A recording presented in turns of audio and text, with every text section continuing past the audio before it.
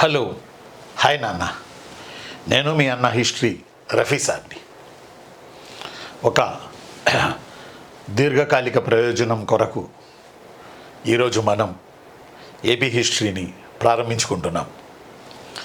AP history అంటే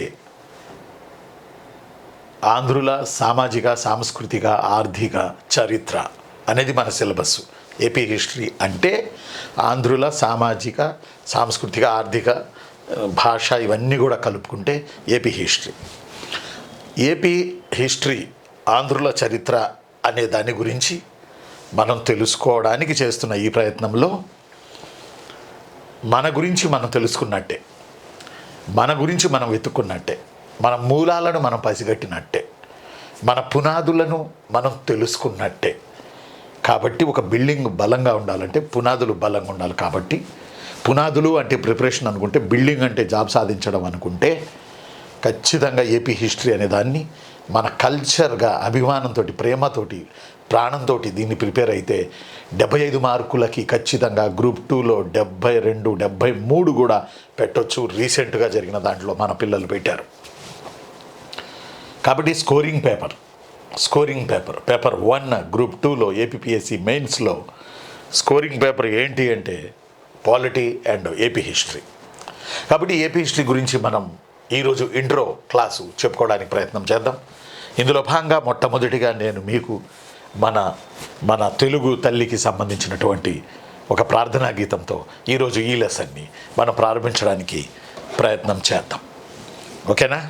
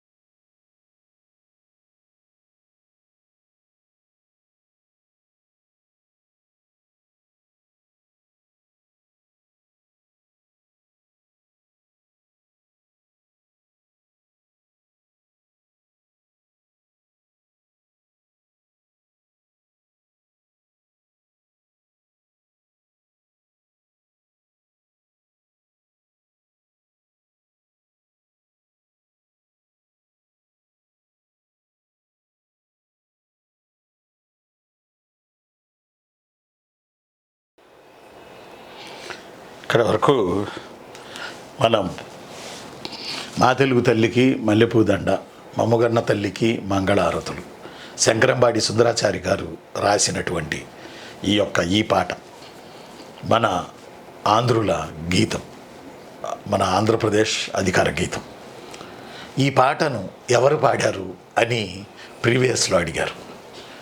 మా తెలుగు తల్లికి మల్లెపూ దండ, మమ్ముకన్న తల్లికి మంగళారతులు అనే ఈ పాటను ఎవరు ఆలపించారు అని అడిగారు. టంగుటూరి సూర్యకుమారి. ప్రకాశం పంతులు గారు ఉన్నారుగా, ప్రకాశం పంతులు గారి బ్రదర్ ఉన్నారు టంగుటూరి శ్రీరాములు అని, వారి కుమార్తె టంగుటూరి సూర్యకుమారి ఈ గీతాన్ని ఆలపించారు. ఫ్రీడమ్ మూమెంట్లో మన ఆంధ్రుల జాతి గొప్పతనాన్ని, ఔన్నత్యాన్ని తెలియజేయడానికి ఆమె ఈ పాట పాడారు. శంకరంబాడి సుందరాచారి రాశారు. సరే, మరి ఈ గీతాలాపన తర్వాత మరి మనం ఇప్పుడు అసలు ఎందుకు ఏపీ హిస్టరీ చదవాలి, అసలు ఎందుకు చదవాలి ఏపీ హిస్టరీ అంటే, నా ఆలోచనలో ఒకటి జ్ఞానాన్ని పెంచుకోవాలి. జ్ఞానాన్ని పెంచుకోవడానికి చదవాలా, దాంతోపాటు ఉపాధి కొరకు చదవాలి, ఉద్యోగం కొరకు చదవాలి, స్థిరపడడం కొరకు చదవాలి. ఇందుకొరకు ఏపీ హిస్టరీ చదవాలి. మన గురించి మనం తెలుసుకోవాలి. అమరావతి. అమరావతి ఆంధ్రుల రాజధాని. ఎన్నో కలలు కన్న అమరావతి. ఒకప్పుడు ఈ అమరావతిని దీపాల దిన్నే అన్నారు. ఒకప్పుడు ఈ అమరావతిని వజ్రాల దిన్నే అన్నారు. ఈ అమరావతిలో బౌద్ధ స్తూపం ఉంది. అశోకుడు పునాది వేయబడిన బౌద్ధ స్తూపం.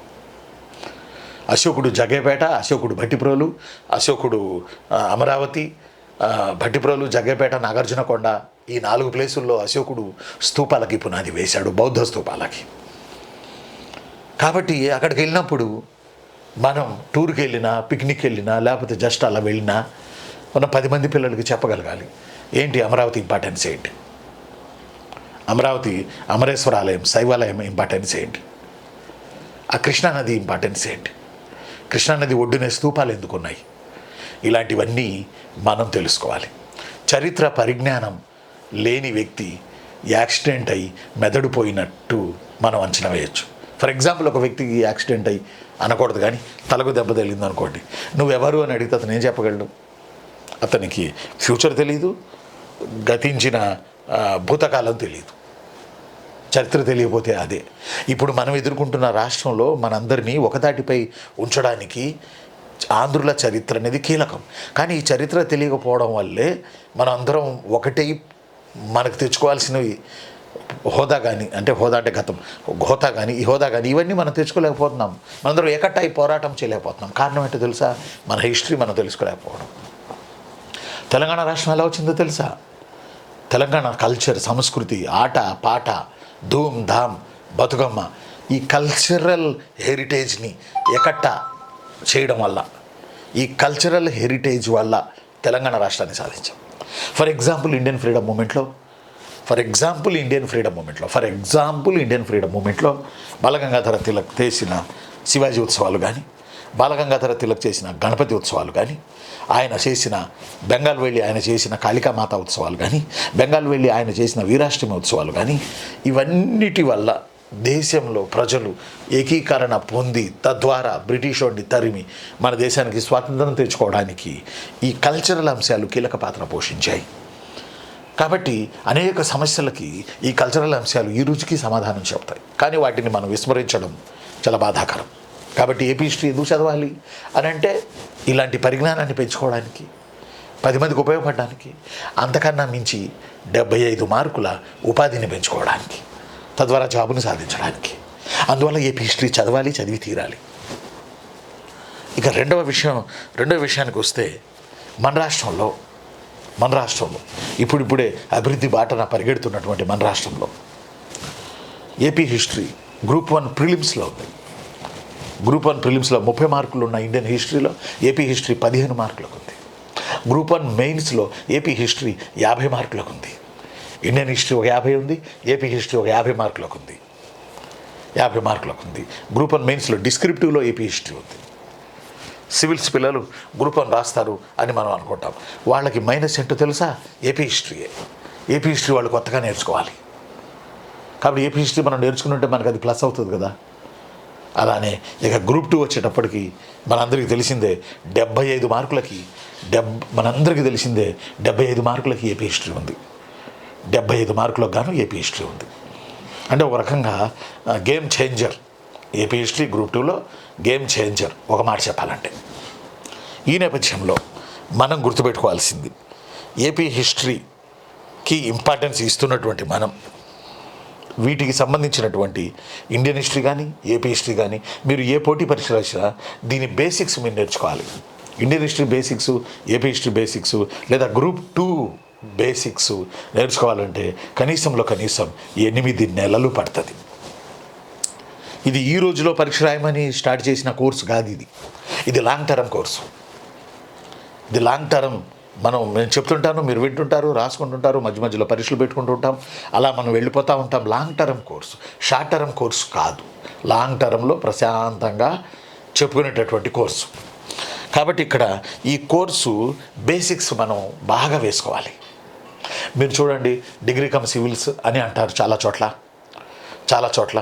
ఈరోజు క్రేజీ ఏంటంటే డిగ్రీ కమ్ సివిల్సే ఈరోజు క్రేజీ.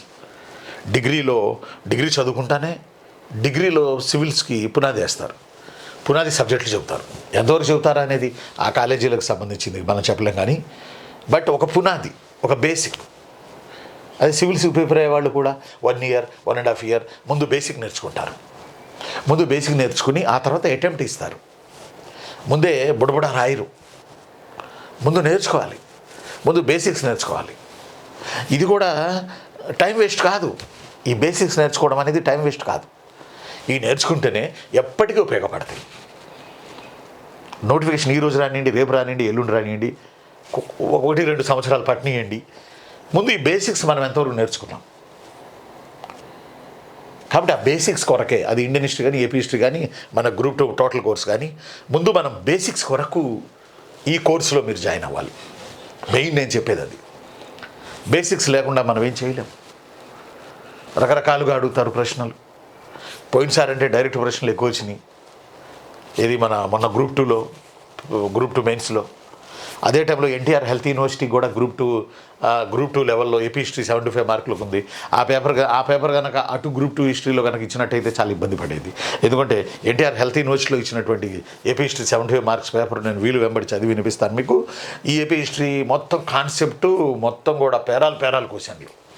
నిజంగా అది మిస్ అవ్వడం ఒక రకంగా గ్రూప్ 2 పిల్లలకి మేలు చేసిందని నా ఉద్దేశం. ఆ పేపర్ ఈ పేపర్ ఇచ్చారా, ఈ పేపర్ ఏదైనా ఏపీ హిస్టరీ కాబట్టి. సరే, ఎనీహౌ నేనేమంటానంటే ఏపీ హిస్టరీ బేసిక్స్, ఈరోజు మనం ఏపీ హిస్టరీ చెప్తున్నాం కాబట్టి ఏపీ హిస్టరీ బేసిక్స్ మనం నేర్చుకోవాలి. ఆ బేసిక్స్ వరకు టైం కావాలి, ఆ టయానికి ఓర్పు కావాలి, ఆ టయానికి ఓపిక కావాలి, ఆ టయానికి పాజిటివిటీ కావాలి, ఆ టయానికి ఎట్టి పరిస్థితుల్లో నెగిటివిటీ పనికిరాదు. ఆ టైం వరకు మన మైండ్ సెట్ మార్చుకోవాలి. మన మైండ్ సెట్ మార్చుకొని ఓర్పు తెచ్చుకొని, సహనం తెచ్చుకొని ముందు బేసిక్స్ నేర్చుకుంటే, ఈ బేసిక్స్ నేర్చుకోవడంలోనే మనకు ఓపిక, సహనం వచ్చేస్తాయి. ఆ తర్వాత నోటిఫికేషన్ ఎప్పుడు రానియండి, ఆ తర్వాత ఎగ్జామ్ ఎప్పుడు పెట్టనియండి, మనం రాసి అవతల పడేస్తాం. హరీభరీ కాకుండా ఉండాలి అనేది ఇక్కడ నా విషయం. ఆ తర్వాత ఇంకోటి నేను మీకు చెప్పేది, అసలు ఏపీ హిస్టరీలో ఏ టాపిక్స్ ఉంటాయి.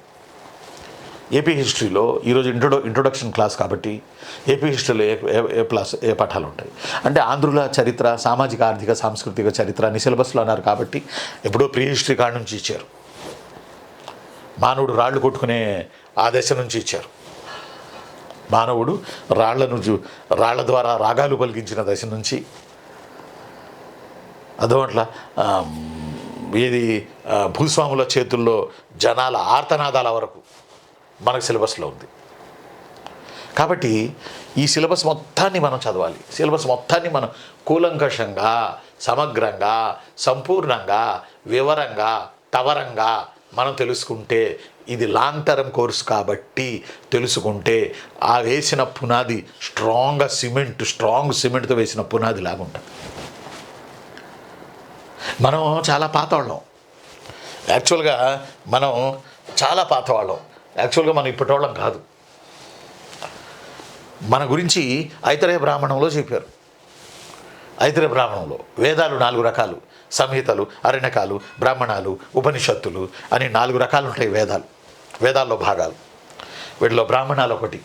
యజ్ఞయాగాదుల గురించి, మంత్రాల గురించి, తంత్రాల గురించి, యజ్ఞాల సమయంలో పఠించాల్సినటువంటి నియమాల గురించి చెప్తాయి బ్రాహ్మణాలు. వాటిల్లో శతపథ బ్రాహ్మణం అని, ఐతరేయ బ్రాహ్మణం అని, కౌశితకి బ్రాహ్మణం అని, తర్వాత సంథింగ్ చాలా బ్రాహ్మణాలు, ఐతరేయ బ్రాహ్మణం, శతపథ బ్రాహ్మణం, గోపద బ్రాహ్మణం, ఇలా చాలా బ్రాహ్మణాలు ఉన్నాయి. అంటే ఈ బ్రాహ్మణాలు ఎన్ని ఉన్నాయని లెక్కలేదు. ఉపనిషత్తులు 108 అనే లెక్క ఉంది, కానీ బ్రాహ్మణాలు ఎన్ని ఉన్నాయనే లెక్కలేదు, హిస్టరీలో దొరకలేదు. ఈ ఐతరేయ బ్రాహ్మణం ఒకటి. ఐతరేయ బ్రాహ్మణం అంటే ఇతరుడు రాసిన బ్రాహ్మణం ఈజ్ కూడా ఐతరేయ బ్రాహ్మణం. ఇతరుడు అంటే బ్రాహ్మణుడు కానివాడు రాసిన బ్రాహ్మణం కాబట్టి it's a called as a Aitareya Brahman. ఈ ఐతరేయ బ్రాహ్మణంలో ఆంధ్రుల గురించి చెప్పారు. ఎప్పటిది క్రీస్తు పూర్వం ఎప్పుడూ 300, 250, 300 ఆ ప్రాంతాల్లో చెప్పబడింది ఐతరేయ బ్రాహ్మణం. ఐతరేయ బ్రాహ్మణంలో మన గురించి మొట్టమొదటిగా ప్రస్తావించారు. దక్షిణ భారతదేశంలో పుండ్రలు, పులింద్రులు, శబరులు, మూతిబలు, అభిరులు, చుటులు, నాగులు, యక్షులు, ఆంధ్రులు, శాతవాహనులు, ఇలా మన జాతి సంస్కృతి తెగలు స్టార్ట్ అయ్యాయి. జాతిలో తెగలు స్టార్ట్ అయ్యాయని చెప్పబడదు. అంతకుముందు ప్రీ హిస్టారికల్ పీరియడ్, అంతమూరుడు palaeolithic period, mesolithic period, neolithic period, పాత రాతియుగం, మధ్యరాతియుగం, నవీన రాతియుగం.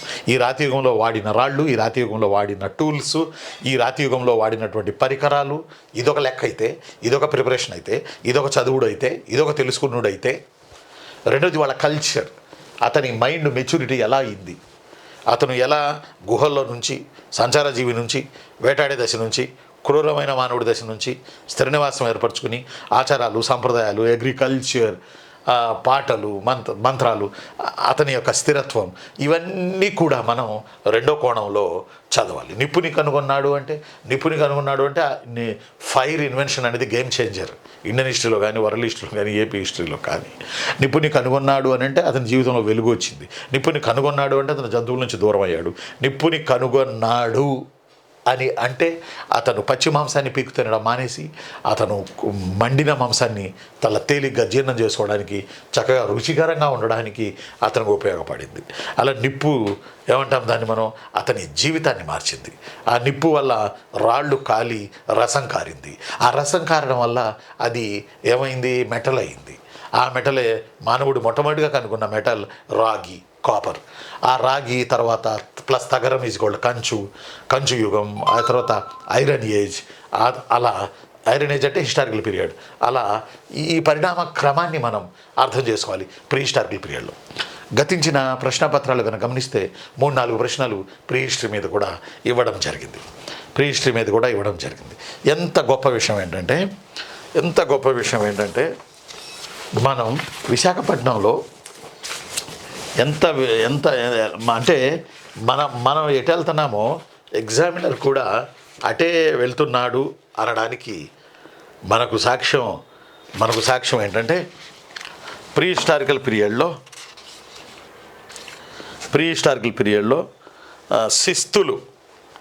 శిస్తులు అంటే మనిషి మృత కళేబరాన్ని ఒక రాతి పెట్టెలో పెట్టి దాన్ని ఫలకంతో మూసి భూమిలో పూడ్చడం, ఆనక ఆ పై ప్రదేశంలో ఒక సమాధికి గుర్తుగా గుండ్రని వలయాకారపు రాళ్ళు ఉంచడం, అది మనకు ఒక వృత్తంలా కనపడడం, వీటిని శిస్తులు అంటారు. శిస్తనగా అని అడిగితే ఆదిమానవుడి సమాధులని జవాబు పెట్టండి. ఈ శిస్తులు ఎక్కువగా అన్ని కోస్తా జిల్లాల్లో ఉన్నాయి. ఒక విశాఖపట్నంలో శిస్తులు లేవు. బ్రాకెట్లో నేను ఇది బాగా గుర్తుంచుకోండి, ఈ ప్రశ్న వచ్చింది, ఏ జిల్లాలో శిస్తులు లేవు అని వచ్చింది. నేను ఇలాంటిది అడుగుతాడేమో అని ఒక విశాఖపట్నంలో శిస్తులు లేవని లాస్ట్లో ఒక లైన్ యాడ్ చేశా. అన్ని జిల్లాల్లో శిస్తులు ఉన్నాయి, ఆదిమానవుడి బరియల్స్, బట్ విశాఖపట్నంలో లేవు. బ్రాకెట్లో ఇది బాగా గుర్తుంచుకోండి అని పెట్టా. ఇదే ప్రశ్న మనకి దిగింది. అంటే ఇది ఒక్కటే అని కాదు, మన బుక్లోయి, మన పాఠాల్లోయి ఎన్నో ప్రశ్నలు ప్రీవియస్లో వచ్చాయి. ఇది డబ్బా కాదు, వాస్తవాన్ని మీరు గ్రహిస్తే మంచిది. సరే, ఎనీహౌ, కాబట్టి ఏపీ హిస్టరీలో ఈ యొక్క pre historical period, after that historical period means iron పీరియడ్లో పుట్టినటువంటి రాజ్యాలు, ఆ టైంలో వచ్చిన తెగలు, నాగులు, వీళ్ళందరూ. నాగులు అంటే సర్పాలు అని మనం అనుకుంటాం. నాగజాతి అనేది ఒకటి మనకు ఉండింది, ఆ నాగ సంస్కృతి మనకు ఒకటి ఉండింది. నాగభూమి అనేది మన రాష్ట్రానికి ఉన్నటువంటి పేరు యాక్చువల్లీ. అందువల్లే మన పేర్లలో నాగమ్మ, నాగభూమి, నాగరాణి, నాగమ్మ, ఇలా నాగప్రసన్న, ఇలా రకరకాల లక్ష్మీప్రసన్న, ఇలా రకరకాల పేర్లు మనం పెట్టుకుంటున్నాం. అంటే పుండ్రలు, పులింద్రులు, శబరులు, మూతిబలు, అభిరులు, చుటులు, నాగులు, యక్షులు, ఇలాంటి సిస్టమ్ నుంచి మనం వచ్చినటువంటి వాళ్ళం. కాబట్టి నాగజాతి, అందువల్ల నాగపంచమి, నాగుల చవితి మనం చేస్తాం. నాగరాజు నుంచి వచ్చినటువంటి జాతిగా మనం చెబుతాం. ఎందుకంటే కద్రుక, వినత, నాగరాజుల స్టోరీ మనకుంది. గరుత్మంతుడి బారి నుంచి తన బిడ్డలను రక్షించుకోవడానికి కద్రుక అనే ఆవిడ దండకారణ్యంలోకి ప్రవేశించిందని, ఈ దండకారణ్యం తీవ్రంగా ఉండేదని, అంటే బాగా దట్టంగా ఉండేదని, కాకులు దూరని కారడివి, చీమలు దూరని చిట్టడివి అని, ఈ దండకారణ్యం వల్లే బయట ప్రపంచాన్ని చూడలేని అంధులుగా మనం మారామని, అందువల్ల ఆంధ్రులు అనే పదం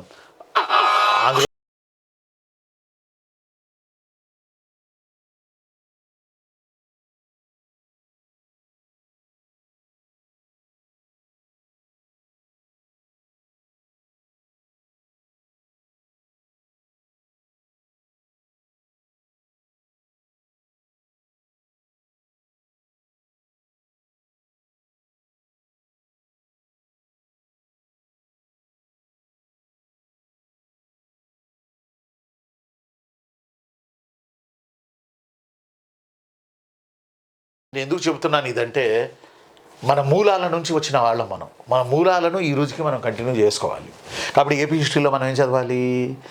పుండ్రలు, హిస్టారికల్ పీరియడ్ చదవాలి. పుండ్రలు, పులింద్రులు, శబరులు, మూతిబులు, అభిరులు, చుటులు, నాగులు, యక్షులు, ఆంధ్రులు, శాతవాహనులు, దాని ఇక్ష్వాకులు, దాని పోయినసారి ప్రాచీన పల్లవుల మీద ఒక ప్రశ్న వచ్చింది, మంచికల్లు శాసనం అని, మైదవోలు శాసనం అని. ప్రాచీన పల్లవులు, దాని ఇక్ష్వాకులు, ఆనంద గోత్రులు, శాలంకాయన్లు, బృహత్పలాయన్లు, విష్ణు కుండినులు, ఆఫ్టర్ దట్ వేంగి చాళుక్యులు, తెలుగు చోళులు, కాకతీయులు, దాని రెడ్డి రాజులు, విజయనగర సామ్రాజ్యం, కుతుబ్ షాహీలు, లైటుగా కుతుబ్ షాహీలు, లైటుగా అసఫ్ జాహీలు, ఆఫ్టర్ దట్ మోడర్న్ ఆంధ్ర, ఆ తర్వాత ఈరోజు ప్రభుత్వం వరకు ప్రవేశపెట్టిన పథకాల వరకు వరుసగా ఇవన్నీ కూడా మనం తెలుసుకోవాలి. ప్రతిదీ మనం తెలుసుకోవాలి. ఏపీ హిస్టరీలో ఎక్కువ మార్కులు మనం స్కోర్ చేయాలంటే, అత్యధిక మార్కులను మనం పొందాలంటే ఖచ్చితంగా ఇవన్నీ మనం చదివి తీరాలి అంటే ఇది నేనేమంటున్నాను, లాంగ్ టర్మ్ బ్యాచ్ అంటున్నా, ఇది బేసిక్ అంటున్నా. కాబట్టి ఈ బేసిక్లు ఇవన్నీ మనం తెలుసుకోవాలి. ఇవన్నీ తెలుసుకుంటేనే మనం చూడవచ్చు. ఫర్ ఎగ్జాంపుల్, మన సిలబస్ విషయానికి వస్తే, ఏపీ హిస్టరీ పరీక్ష ఏదన్నా కానీ ముఖ్యంగా గ్రూప్ 2లో ఆంధ్రప్రదేశ్ భౌగోళిక ఉనికి, ఆంధ్రాలో చరిత్ర పూర్వయుగం, ఆంధ్రుల చరిత్ర భౌగోళిక అంశాల ప్రభావం, ఆంధ్రుల పరిచయం, Satavahanas, Ikshvakas, ancient Pallavas, Brihatphalayanas, Ananda Gotra, Salankayana, Vishnukundina, Vengi Chalukyas, then Kakatiyas, Renati Cholas, Velanati Cholas, Telugu Cholas, Reddy Rajas, then Vijayanagara Samrajya, then Qutb Shahi, then Asaf Jahi, then modern ఆంధ్రాలో మళ్ళీ company rule in Andhra, Mackenzie's, cultural services, ఆ తర్వాత సిపాయిల తిరుగుబాటు, బ్రిటిష్ సార్వభౌముడి పాలన, తెలుగు భాష కృషి చేసిన పాశ్చాత్యులు, 19వ శతాబ్దంలో సంభవించిన సామాజిక సాంస్కృతిక జాగృతి, ఆది ఆంధ్ర దళిత ఆత్మగౌరవ ఉద్యమాలు, ఆంధ్రాలో జాతీయ ఉద్యమం, ఆంధ్రాలో వందేమాతృ ఉద్యమం, హోమ్ రూల్ ఉద్యమం, సాయ నిరాకరణ ఉద్యమం, ఉప్పు సత్యాగ్రహం, క్విట్ ఇండియా ఉద్యమం, ఆ తర్వాత అల్లూరి సీతారామరాజు రంప పోరాటం, ఆ తర్వాత ఆంధ్ర నాటక రంగం, జాతీయోద్యమ సాహిత్యం, ఆంధ్రాలో గ్రంథాలయ ఉద్యమం, కోస్తాలో జమీందారు వ్యతిరేక రైతు ఉద్యమాలు, ఆంధ్రాలో నక్సలిజంలో భాగంగా సిపిఐ నక్సలిజం, తర్వాత సిపిఐ, సిపిఎంఎల్, ఆ తర్వాత ఆంధ్ర రాష్ట్ర అవతరణ, ఆంధ్రప్రదేశ్ అవతరణ, 56 తర్వాత జరిగిన సంఘటనలు, మళ్ళీ ఆధునిక ఆంధ్ర ముఖ్య భావనలు, ఆంధ్ర రాష్ట్ర పునర్వ్యవస్థీకరణ చట్టం లైట్గా, ఈ ఆంధ్ర రాష్ట్ర అంటే ఏపీ రీఆర్గనైజేషన్ యాక్ట్ అనేది లైట్గా చూసుకుంటే చాలు. కాబట్టి ఇవన్నీ మన సిలబస్లో ఉన్నాయి. దండకారణ్యంలో నాగులు రాజ్యాన్ని పెట్టిన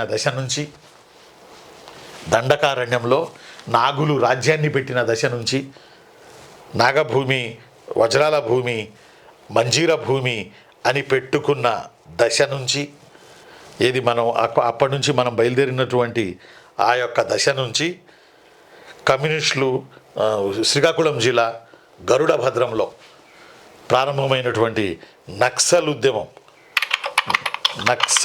వరకు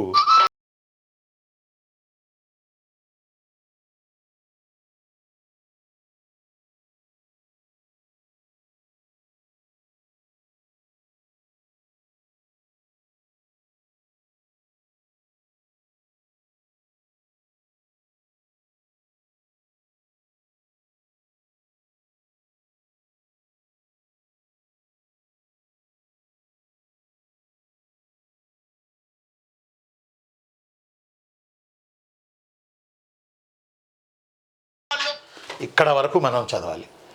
అంటే ప్రతిదీ చరిత్రలో నిక్షిప్తమై ఉంది. గూస్ బంప్స్ వచ్చే ఘట్టాలు ఉన్నాయి ఏపీ హిస్టరీలో. అరే ఇంత గొప్ప చరిత్ర, ఇంత గొప్ప సంస్కృతి మనం అంతా వదిలేసి ఈరోజు మనం ఏం చేస్తున్నాం అనే ఒక ప్రశ్న మన మైండ్ని తొలపించక మానదు. కాబట్టి ఈ నేపథ్యంలో ఏపీ హిస్టరీలో ఏమేమి ఉంటాయి అనేది నేను మీకు చెప్తాను. నెక్స్ట్ ఏపీ హిస్టరీలో రీసెంట్ పేపర్లో మనకు వచ్చినాయి. ఈ రీసెంట్ పేపర్స్లో ఏపీ హిస్టరీ గురించి మరీ లోన్కి టచ్ చేయాల. ప్రిలిమ్స్ దుమ్ము లేపాడు కాబట్టి ప్రీవియస్లో, మెయిన్స్ కూడా అలాగే ఇస్తాడని పిల్లలు భయపడ్డారు. అయితే అంత తేలిక గేమ్ లేదు ఏపీ హిస్టరీ పేపర్. తేలిగ్గా ఉందని అనుకుంటారు, అది తేలిక గేమ్ లేదు. మన రీసెంట్గా రాసింది కొన్ని బిట్లు కన్ఫ్యూజన్ చేయాలనే చేశాడు. మరి ఎందుకు చేశాడనేది ఆయనకు తెలియాలి కానీ, బట్ కన్ఫ్యూజన్ చేయాలనే కొన్ని బిట్లు చేశాడు. ఈ కన్ఫ్యూజన్ ఎప్పుడు వస్తుంది? సబ్జెక్ట్ పూర్తిగా చదవనప్పుడు వస్తుంది. తెలుగులో తొలి వారపత్రిక అన్నాడు, తొలి తెలుగు పత్రిక అన్నాడు ఒక చోట, వార అనే పాయింట్ మిస్ అయితే మనకు అక్కడ బిట్టిపోయింది. వార అనేది మనం వీక్లీ అనేది మనం మిస్ అయితే అక్కడ బిట్టు తప్పు పెట్టేస్తాం. ఇలా సూక్ష్మంగా వెళుతున్నటువంటి ప్రయాణంలో ఏపీ హిస్టరీ ప్రయాణం అనుకోండి, ఈ ప్రయాణంలో సూక్ష్మమైన చిన్న చిన్న విషయాలను కూడా టచ్ చేశాడు. ఆ టచింగ్ ఎలాగా మనల్ని కన్ఫ్యూజ్ చేశాడు. మన కన్ఫ్యూజ్ చేశాడు. ఎంత పెద్ద కన్ఫ్యూజన్ అంటే మన కళ్ళే మనల్ని మోసం చేస్తాయి ఆ బిట్లు చదివేటప్పుడు. పెద్ద పెద్ద భాండాగారం లాంటి బిట్లు, పెద్ద పెద్ద భావనలు ఇవ్వాల్సిన అవసరం లేదండి. మన కళ్ళే మనల్ని మోసం చేస్తాయి. వారపత్రికనా వార్తాపత్రికనా, రా కింద తా ఉందా, రా ఉందా, ఇక్కడ బిట్టుపోయింది. అంటే దీనికి క్లారిటీ ఏంటి? ఇది మన దగ్గర క్లారిటీగా మనం ఎలా తెలుసుకోగలగాలి అని అంటే ఒకటే పాయింట్, బేసిక్ సబ్జెక్ట్ నేర్చుకోవాలి. సబ్జెక్ట్ ప్రతి అంశం నుంచి, ప్రతి మూలాల నుంచి ఈ బేసిక్ అనే దాన్ని మనం పట్టుబడితే మనం ఖచ్చితంగా ఆన్సర్లు మనం చేయొచ్చు. అతను ఏ రకంగా ఇచ్చిన ఇప్పుడు కూడా పిల్లలు, మొన్న పరీక్ష రాసిన పిల్లలు చాలా సంతోషంగా ఉన్నారు. కారణం ఏంటంటే AP history polity scoring paper అని బాకా వేసి ఊదా. అర్థమైందా? నిజానికి అది స్కోరింగ్ పేపరే. మొన్న కూడా నిరూపణ అయింది. కాబట్టి నిర్లక్ష్యం చేయకూడదు ఈ పేపర్ని. అందువల్ల మిమ్మల్ని జాయిన్ అవ్వండి అని అంటున్నది నేను అనడానికి కారణం అదే. అంతా కూడా నిర్లక్ష్యం చేయకూడదు ఈ పేపర్ని. అన్నం పెట్టే పేపరు, లైఫ్నిచ్చే పేపరు, గొప్ప ఆఫీసర్ చేసే పేపరు, చేయడానికి మీకు పునాదేసే పేపరు అమ్మ తల్లి ఏపీ హిస్టరీ. ఓ మాట చెప్పాలంటే ఆ తర్వాత మీరు ఇప్పుడు అడగచ్చు, సార్ ఎంత సార్ ఈ డ్యూరేషన్ పీరియడ్ అని, ఎన్ని రోజులు చెప్తారు సార్ అని. చెప్పుకుందాం. ఎందుకు చెప్పుకుందామంటే ఇది బేసిక్ కోర్సు కాబట్టి. కొన్ని నెలలు చెప్పుకుందాం. కొన్ని నెలల సంవత్సరాలేం కాదు, కొన్ని నెలలు చెప్పుకుందాం. ఓ 3 నెలలు చెప్పుకుందాం. 3 నెలలు ఈలోపు అన్నీ క్లారిటీ వచ్చేస్తాయి. రాష్ట్రంలో క్యాలెండరు, ఇప్పుడు గ్రూప్ 2 ఇవన్నీ మన క్లారిటీ వస్తాయి ఈలోపు. 3 నెలలకు వస్తాయి అనేది కాదు, బట్ దీనికి పట్టాల్సిన టైం అంటున్నాను నేను. మీకు ఎలా చెప్తానంటే ఇది 2001, 2006, 2007 ఆ ప్రాంతాల్లో కొంచెం ఇది ఒకటి చెప్పాలి మీకు నేను. ఆల్తాఫ్ అని ఒక అబ్బాయి, మహేందర్ అని ఒక అబ్బాయి, వీళ్ళిరువురు ఎస్ఐ ఆల్రెడీ కానిస్టేబుల్స్ మన హైదరాబాద్లో అంబర్పేట పోలీస్ స్టేషన్లో. ఆల్తాఫ్ ఏమో రైటరు, మహేందర్ ఏమో కానిస్టేబుల్, ఇద్దరు ఫ్రెండ్స్. వీళ్ళిద్దరు కోచింగ్ వచ్చేవాళ్ళు ఎస్ఐకి. కానీ ఆ సంవత్సరం వీళ్ళు రన్నింగ్లో ఇద్దరు పాస్ కాలే, రన్నింగ్ కొట్టలేకపోయారు. అయిపోయింది రిక్రూట్మెంట్, అది అయిపోయింది. ఆ టైంలో నేను నెల్లూరు కుట్టి కాలేజీలో VRC centre BEd social BEd coaching చెప్తా ఉన్నా. ఆ టైంలో క్రేజ్ బీఈడి సోషల్ అంటే అదే టికెట్ కాదు, సీట్ దొరికేది కాదు, అది పరిస్థితి. నేను ఒకరోజు నెల్లూరు విఆర్సి సెంటర్లో వాకింగ్ చేస్తున్నా, 2006, 2007 ఆ ప్రాంతాల్లో. గ్రౌండ్ ఉందిగా, వీళ్ళిద్దరూ పరిగెడతా ఉన్నారు గ్రౌండ్ వెంబడి పడి. పొద్దున్నే చలికాలం, మంచు కురుస్తూ ఉంది, మనిషికి కనపట్ల. ఏంది ఆల్తాఫ్ లాగా ఉన్నాడు, మహేందర్ లాగా ఉన్నారు ఇద్దరు, ఏందబ్బా వీళ్ళు అని చెప్పి కొంచెం దగ్గరికి వెళ్ళి చూస్తే వీళ్ళే. సార్ అని వాళ్ళు అరిశారు. ఏంది ఇక్కడ ఉన్నారు అని నేను అరిశా. ఆరుపు ఈరుపు కలిసి వేడెక్కింది వాతావరణం. అరే మీ దుంపల దాకా మొన్నే కదా రిక్రూట్మెంట్ అయింది, మళ్ళీ ఎప్పుడు ఇస్తారు నోటిఫికేషను, ఎప్పుడు ఇస్తారో తెలియదు అసలు. అది ఎప్పుడు ఇస్తారో తెలియదు ఆ నోటిఫికేషను. మొన్నే కదా ఎస్ఐ నోటిఫికేషన్ అయింది, మళ్ళీ ఏ సంవత్సరం 2 సంవత్సరాలకు ఇస్తారు. ఇప్పుడు పరిగెత్తేస్తామా? అదే గ్రూప్స్ లాంటి పరీక్షలు అయితే, బీఈడి కోచింగ్ లాంటి పరీక్షలు అయితే కూర్చొని చదువుకుంటుంటారు ప్రశాంతంగా నోటిఫికేషన్ వచ్చే వరకు. కానీ మీరు ఫిజికల్ పరిగెత్తాలి కదా, 1 ఇయర్ పరిగెత్తారు మీరు దుంపల దాకా అని చెప్పి నేను అన్నా. మనోళ్ళు ఇద్దరు అన్నారు, సార్ ఎప్పుడన్నా పడిని, సార్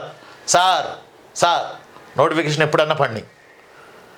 మేము రన్నింగ్లో పోయాం సార్, అదే లాంగ్ జంప్ హై జంప్లోనో మాకు ఇబ్బంది అయింది సార్, మేము కొడతాం సార్, మేము కొట్టి తీరుతాం సార్ జాబ్. ఎస్, అది ఎప్పుడన్నా రాని నోటిఫికేషను, మేము చదువుతాం, మేము కొడతాం, 6 నెలలు సెలవు పెట్టి వచ్చాము జాబ్లకి, నెల్లూరులోనే ఉంటున్నాం.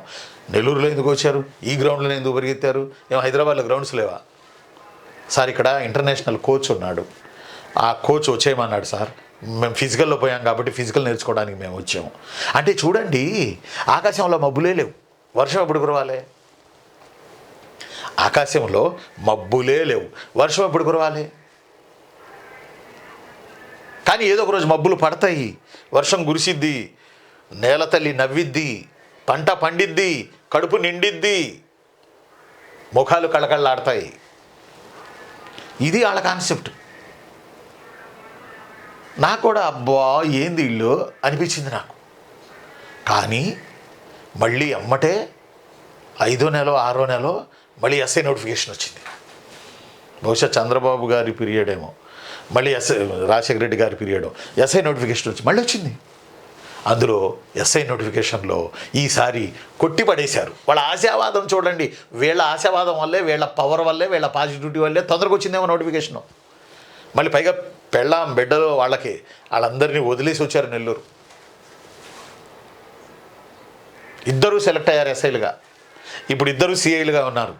మహేంద్ర తెలంగాణలో ఉన్నారు, ఆల్తాఫ్ సత్తెనపల్లి సిఐగా ఉన్నారు. సత్తెనపల్లి వెళ్ళి ఆల్తాఫ్ అనే సిఐ గారిని కలవండి ఒకసారి. రఫీ సార్ చెప్పారు వీడియోలో మీ గురించి, ఒకసారి కలవమన్నారు సార్, కలిసి నాకు ఫోన్ చేయించండి. ఈ వీడియో చూస్తున్నా, ఈ క్లాస్ చూస్తున్నా, సత్తెనపల్లి పిల్లలు చాలామంది ఉన్నారు, నిన్న కూడా ఫోన్ చేశారు నాకు. మీకు ఈరోజు ఈ రహస్యం చెప్తున్నా, ఆల్తాఫ్ గారిని కలవండి, సత్తెనపల్లి సిఐ. ఏ పోలీస్ స్టేషన్కి వెళ్ళి అడిగినా ఆల్తాఫ్ గారిని కలవాలంటే మీకు చెప్తారు. ఎలా చదివారంటే వాళ్ళు, ఇద్దరికీ చేతులెత్తి మొక్కాలి. అసలు నోటిఫికేషన్ ఎప్పుడు వస్తుందో తెలియదు, కానీ ఏంట్రా నాయన అంటే బేసిక్ వేసుకున్నారు సార్ వాళ్ళు, ఆల్తాఫ్ సార్ వాళ్ళు, రెస్పెక్టెడ్ ఆల్తాఫ్ సార్ వాళ్ళు బేసిక్ వేసుకున్నారు.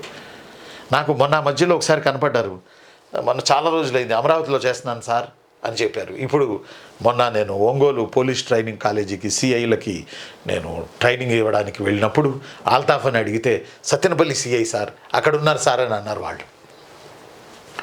చాలా సంతోషం వేసింది. మరి నిన్నే నోటిఫికేషన్ వచ్చే మళ్ళీ వస్తుందా?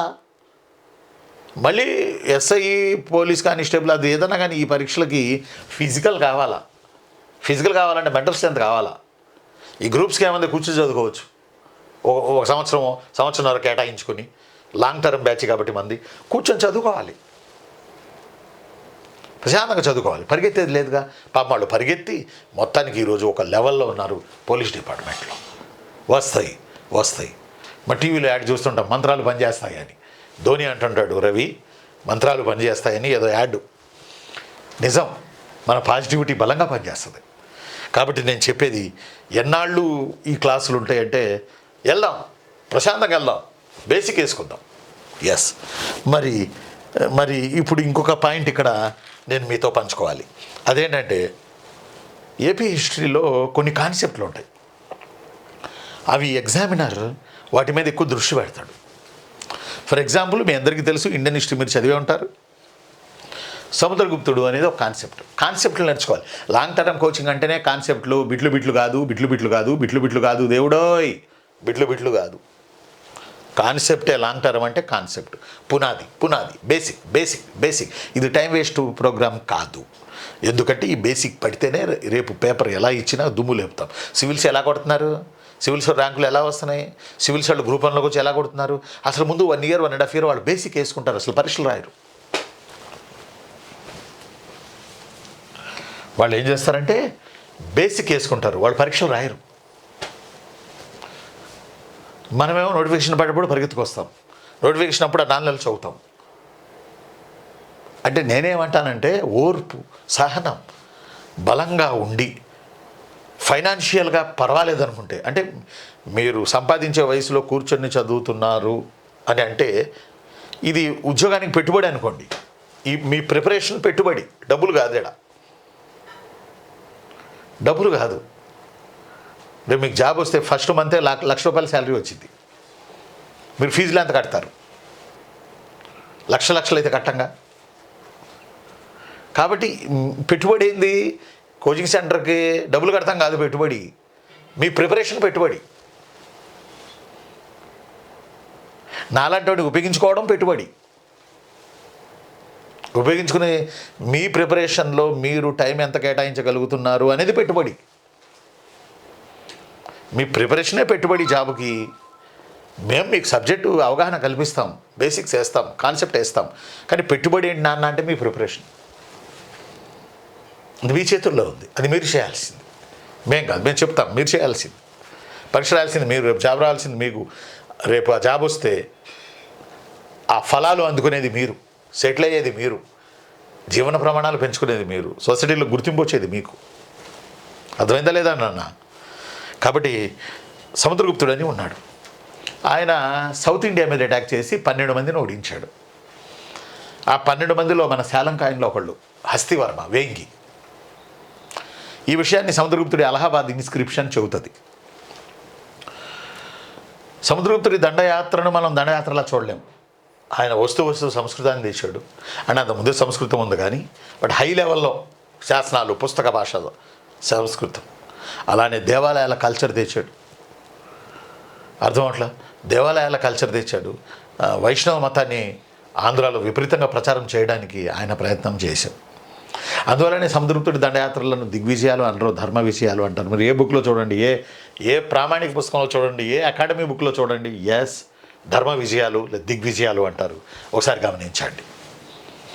ఈ కాన్సెప్ట్ వల్ల విష్ణుగుణినులు సంస్కృతాన్ని అధికార భాషగా తీసుకున్నారు, పుస్తక భాషగా తీసుకున్నారు, శాసన భాషగా తీసుకున్నారు. దీనివల్ల టెంపుల్స్ ఇక్ష్వాకులు కట్టినా విపరీతంగా టెంపుల్ కన్స్ట్రక్షన్ కల్చర్, ఆ తర్వాత వచ్చిన వేంగి చాళుక్యులు వీళ్ళందరూ ఒక సంఘటన గేమ్ చేంజర్గా ఏపీ హిస్టరీని మార్చేస్తుంది. ఆ సంఘటనే సముద్రగుప్తుడి అటాక్స్. ఇవి కాన్సెప్ట్లు. ఐరన్, మన ప్రీ హిస్టారికల్కి వెళ్దాం. ఐరన్ చరిత్రను మార్చేసింది. ఐరన్ వల్ల వ్యవసాయం జరిగింది. నాగలి కర్రులు పెట్టి భూములు దున్నారు. ఐరన్ ప్లఫ్స్ కృష్ణా గోదావరి లోయల్లో దున్నడం వల్ల పంటలు పండడం వల్ల మిగులు వచ్చింది. ఆ మిగులుని సమీప ప్రాంతాలకు తరలించాలంటే రోడ్లు వేయాలి. ఆ రోడ్లు పట్టణానికి చిహ్నాలు. సమీప ప్రాంతాలకి ఈ ధాన్యం తరలించడము అని అంటే అక్కడ పట్టణాలు ఉంటాయి. క్రమేణీ పట్టణ రూపాన్ని సంతరించుకున్నాయి. For example Amaravati, for example Suvarnagiri, for example Jaggayyapeta, for example Bhattiprolu లేదా Pratipalapuram, for example Vengi, for example Nagarjunakonda. ఇవన్నీ పరిణామ క్రమంలో వచ్చాయి ఒక ఐరన్ వల్ల, ఒక ఐరన్ ఆవిష్కరణ జరగడం వల్ల. ఐరన్ అనేది ఆవిష్కరణ జరగకపోతే, దాన్ని యూజ్ చేయకపోతే హిస్టారికల్ పీరియడ్ లేదు. ఇది కాన్సెప్ట్. ఇన్ని జరగవు, ఇది కాన్సెప్ట్. నిప్పు కనుగొనకపోతే ఈరోజు మనం వెళ్ళాం అడవుల్లో రాళ్ళు కొట్టుకుంటూ రాయి రాపిడి చేసుకుంటూ కోసుకుంటూ ఇలా రాళ్ళు కోసుకుంటూ ఉండాల్సిన పరిస్థితి మనది. కానీ మనం అలా లేము. అంటే మార్పులు చేర్పులు హిస్టరీలో ఎన్నో వస్తుంటాయి. కాబట్టి వీటిని కాన్సెప్ట్ రూపేణా పట్టుకుని మనం వెళ్ళాలి. మరి ఇప్పుడు మీరేం చేయాలి? ఇది అంటాం కదా, చెడు వినొద్దు, చెడు చూడొద్దు, చెడు అనొద్దని. అలా మీరు నాకేం తెలియదు, నేను నేర్చుకుంటున్నాను అనే కోణంలో మీరు క్లాస్కి వినాలి. మీకు తెలుసు, మీరు చదివే ఉంటారు. నేను కాదంటలే, మీరు చదివే ఉంటారు. ఖచ్చితంగా మీరు చదివే ఉంటారు. అయితే నాకు వచ్చు అనే ఫీలింగ్లో మీరు ఎప్పుడైతే వచ్చారో మనకు జాబ్ రాదు. ఏమి రాదు అని మనం నేర్చుకోవాలి. తర్వాత క్రాస్ చెక్ చేసుకోవచ్చు, తప్పులేదు. సబ్జెక్ట్ కరెక్షన్ చేసుకోవచ్చు, తప్పులేదు. కానీ నాకేమీ రాదు అని చెవులు ఒక సినిమాకి వెళ్తాం. సినిమాకి వెళ్ళగానే మన ఆలోచనలన్నీ స్టాప్ చేసి సినిమా స్టోరీలోకి వెళ్ళిపోతాం. ఇక లాజిక్లు గీజిక్లు ఏం చూడడం. ఇంక దాంట్లో లాజిక్ సినిమాస్ లేక చూడడం అందులో మనం. అలాగే మన క్లాస్కి ఎంటర్ అయిపోగానే మీరు ఫస్ట్ చేయాల్సింది సీరియస్గా వినాలి. బేసికల్లీ ఇది బేసిక్ కోర్స్ కాబట్టి, లాంగ్ టర్మ్ క్లాసులు కాబట్టి. 2, ఒక నోట్బుక్ పెట్టుకోవాలి. నోట్బుక్లో రన్నింగ్ నోట్స్ రాసుకోవాలి. నేను ఒక పాయింట్ 2-3 సార్లు చెబుతాను. ఆఫ్లైన్ ఉన్నప్పుడు క్లాస్ మధ్యలోకి వెళ్ళిపోయి అక్కడ ఒకసారి ఇక్కడ ఒకసారి ఇక్కడ ఒకసారి అక్కడ ఒకసారి చెప్పేవాడిని 4 సార్లు. ఇప్పుడు ఆన్లైన్ కాబట్టి బోర్డు మీదే మీ ముందే నేను 4 సార్లు 5 సార్లు రిపీట్ చేస్తా ఒక్కొక్క పాయింట్. అది కాన్సెప్ట్ కావచ్చు, కాన్సెప్ట్ మీద అంటుకుని ఉన్న బిట్ కావచ్చు, భావనలు కావచ్చు, భావనల మీద అంటుకుని ఉన్న బిట్ కావచ్చు. అప్పుడు మీరు రాసుకోవాలి, రన్నింగ్ నోట్స్ రాసుకోవాలి. రన్నింగ్ నోట్స్ నుంచి ఎక్కువ బిట్లు పడతాయి.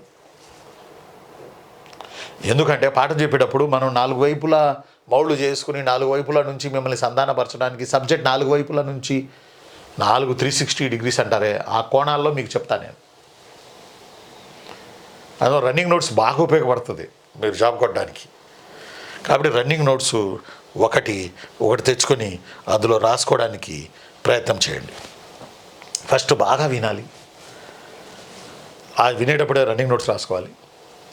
డౌట్లు ఉంటే మన క్లాస్లో డౌట్ సెక్షన్ ఉంటుంది, ఈ లైవ్ క్లాసులు కాబట్టి డౌట్లు అడగవచ్చు, హాయిగా అడగవచ్చు. మీరు క్లాస్ అయిన తర్వాత అడిగితే నేను అప్పుడే మీకు ఎక్స్ప్లెయిన్ చేస్తా, మీకు వివరణ చేస్తా, మీకు వివరణ ఇస్తా. లైవ్ క్లాస్లో ప్రయోజనం అదే. మీరు ఎక్కడైనా కూర్చుని వినొచ్చు, కొబ్బరి తోటలో కూర్చుని వినొచ్చు, బడి దగ్గర కూర్చుని వినొచ్చు, గుడి దగ్గర కూర్చుని వినొచ్చు. మీకు ప్రశాంతత ఆడుందో ఆ టయానికి వెళ్ళి ఓపెన్ చేసుకుని మీరు వినవచ్చు. నేనుంటా మీ ముందు, నేను హిస్టరీ రఫీ సార్ని 26 ఏళ్ల నుంచి నేనుంటా మీ ముందు. 26 ఏళ్ల నుంచి కోచింగ్ చెప్పిన అనుభవంతో నేను మీ ముందుంటా. మీరు వినండి చాలు, రాసుకోండి చాలు, అండర్లైన్ చేసుకోండి. డౌట్లు ఉంటే ఎమ్మటే అడగవచ్చు, లైవ్ క్లాసులు కాబట్టి అదొకటి మీరు ఉపయోగించుకోండి. మెయిన్ మీరైనా నేనైనా ఈ లాంగ్ టర్మ్ కోచింగ్లో మనం చేయాల్సింది ఏంటంటే ముఖ్యంగా ఈ లాంగ్ టర్మ్ కోచింగ్లో కాన్సెప్ట్ని టచ్ చేసుకుంటాను. నేను ఇప్పుడు కాన్సెప్ట్తో బిట్లు అడుగుతున్నారు అన్న కోణం ఎప్పటి నుంచో ఉంది. అది ఈరోజు సినిమా కాదు, ఎప్పటి నుంచో ఉంది కాన్సెప్ట్తో బిట్లు అడుగుతారు అని. కాబట్టి కాన్సెప్ట్ మనం తెలుసుకోవాలి. తెలుగులో తొలి వార్తాపత్రిక, తొలి వారపత్రిక, తెలుగులో తొలి మంత్లీ పత్రిక, ఫోర్ట్ నైట్లీ 15 రోజుల పత్రిక, ఇలా ఇవన్నీ దీని మూలాలు తెలుసుకోకపోతే ఎలా పెట్టగలం మనం? అందువల్లే లాంగ్ టర్మ్లో కోచింగ్ ప్రశాంతంగా జరుగుతుంది. మీరు బేసిక్ కోర్స్ అనుకోండి, చాలాసార్లు చెప్పాను. ఇప్పుడు మనం చేయబోతున్న దీర్ఘకాలిక యుద్ధం, శస్త్రాస్త్రాలు సమకూర్చుకోవాలి. ముఖ్యంగా ఫ్రెషర్స్కి నేను చెప్తా ఉన్నా, జాయిన్ అవ్వండి. అర్థం, మీకు ప్రయోజనం ఉంటుంది. సివిల్స్ లాగానే ఓ సంవత్సరం ఈ క్యాలెండర్ అన్నీ వచ్చేటప్పటికి 1 ఇయర్ పడుతుంది. పడగానే మనం ప్రిపేర్ చేద్దాం, పడముందు మనం ప్రిపేర్ చేద్దామంటే నో యూజ్, టైం వేస్ట్. అప్పుడు టైం వేస్ట్, ఇప్పుడు టైం వేస్ట్ కాదు. ఇప్పుడు జాబులు కొట్టిన వాళ్ళంతా 2-3 ఏళ్ళు కూర్చొని చదివిన వాళ్ళే. లక్కీగా తొందర నోటిఫికేషన్ వస్తే తొందరగా వెళ్ళిపోతాం జాబ్లోకి. అందువల్ల ఓర్పు, సహనం, ఓపిక, పాజిటివిటీ ఇవి ఉండాలి గవర్నమెంట్ జాబ్కి. అందువల్లనే నేను అంటున్నా, లేకపోతే ప్లాన్ బిని మీరు సిద్ధం చేసుకుని వెళ్ళిపోవచ్చు, ఏం కాదు. ఇందులోకి వస్తున్నాము అంటే ఇవి కావాలి. ఈ దీర్ఘకాలిక యుద్ధం చేయబోతున్నాం మనం. లైఫ్ లాంగ్ ఉండే జాబ్కి ఒక 1 ఇయర్ క్యాలెండర్ వచ్చే వరకు మనం ప్రిపేర్ అవ్వలేమా? అంతకన్నా ముందే వస్తే చాలా సంతోషం కదా. జాబులు అన్ని జాబులు వస్తాయి.